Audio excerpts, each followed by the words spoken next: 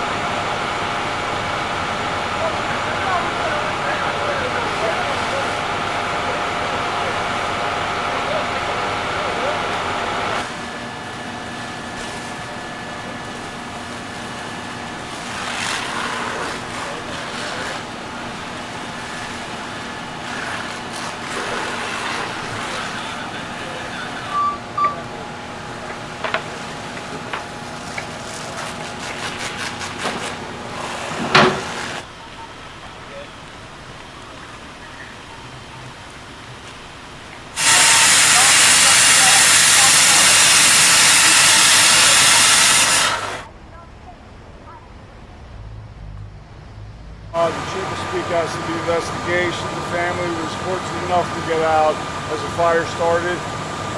They were currently staying with the neighbors. The rabbi's still on scene. The family went back with the parents to the rabbi's wife's parents to Brooklyn. Other than that, I'll turn it over to the chief for anything regarding the questions and the investigation. Anything to say to the families? This is a horrible event. It's the second time that we've had an incident. Not an incident per se, but the house of worship that had a fire issue. So we're treating this like a fire and as well as an investigation into anything else that possibly could have happened. Have you been in touch with the rabbi at all? Yes, I've been with the rabbi for since I got here. He's currently staying with one of the neighbors. This entire community's heart goes out to him. He's a pillar of our community and a very good man and friend. Has federal law enforcement been briefed on this incident at this time? That's not for me to speak to. That's the chief. How big was the family? Excuse me. He's got several children and his wife were staying at the home at the time. Several children? Yeah. They were all with him when they were neighbors? So we received a phone call at around 2:45 this morning through several avenues, 911 calls, the alarm company that was associated with the building. My officers were here within a few seconds. They just happened to be up the block. When we got on scene, the south side of the building was already engulfed. And shortly thereafter, the whole building went up. Luckily, the rabbi and his family, 6 members total, were the only individuals in the structure. They were able to get out unharmed, but the structure was a complete loss, like I said, relatively quickly.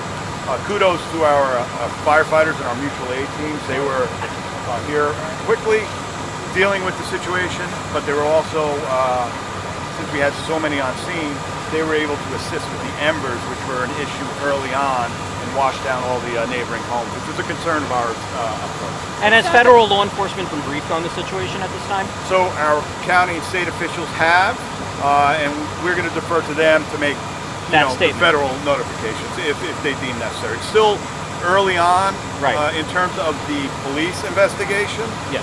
It's going to be quite some time. Obviously, the planes have just been knocked down. It's still a hot scene, but all of the criminal investigators that need to be here are here, and once they can get on scene to do their investigation, they will. Is this the same rabbi who was here in 2012 when the Molotov cocktail? It is not. It's a new family, same location, new family. Do you think they're connected? The events are suspicious today or connected at all? There's nothing right now that leads us to believe that, but like I said, it's very early. and our investigators can't even get near the scene. We're letting the firefighters do their work. They've been doing a phenomenal job all morning, so kudos to them. What's your message to the community when they see something like this happen, especially given it's a synagogue, given it's a temple? Sure. Like the mayor said, the rabbi and his congregation has been a pillar of this community. As you can see, it's smack dab in the middle of a residential area. They're great partners with all of us. And it's a very old home. I mean, let's keep the focus on that as well. It's a very old home. It's wood. So we don't have to go right to that this is something that is nefarious. This is just a very old home that may just have burned down. So I would appreciate us all like trying to take that down a little bit right now. Chief, anything to add to that? Are there any other injuries or any? No injuries, no spread? No injuries that I'm aware of. We have quite a few firefighters here. If there are any injuries, they're going to be minor, nothing major to report. The embers early on when the building was completely engulfed, the embers, significant amount of embers were blowing south about a block and a half down. So that was a concern of ours. But once the structure came down, that was no longer an issue. Right now they're hitting the hotspot areas. Can you just talk to, like, the structure had collapsed about an hour ago, according to my notes. Can you talk about why it's so important just hitting those hotspot areas when you have that collapse, as you can see flare-ups? Yeah.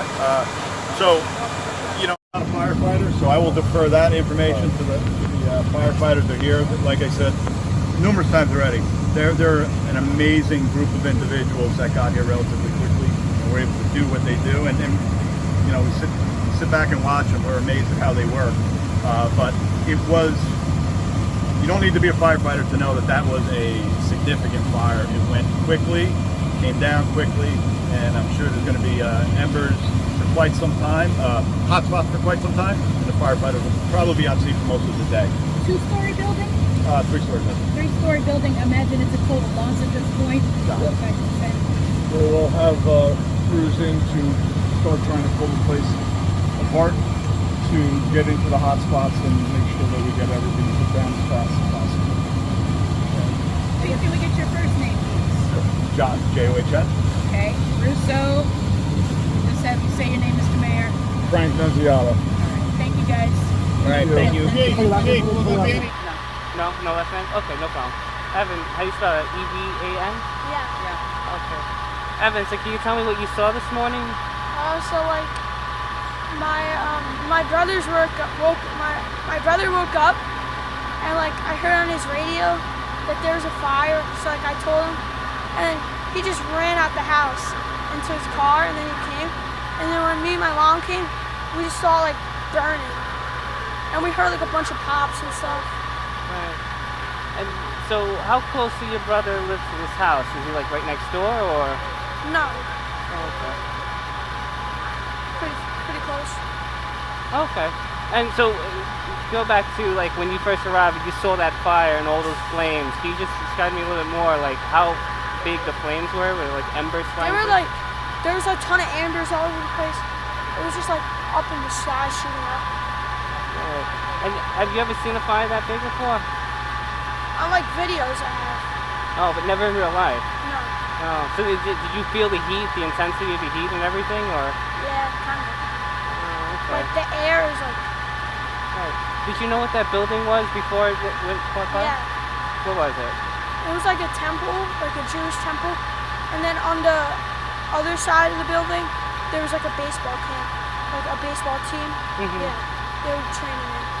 The baseball camp and the temple, they were together, they were. Yeah, there's a separate place, part of the building, and the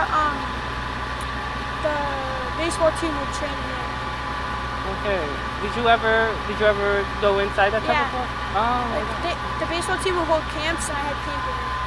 Okay. And so you were in that building before, right? Yeah. Oh, how do you feel? Seeing that the building is gone now. I don't know.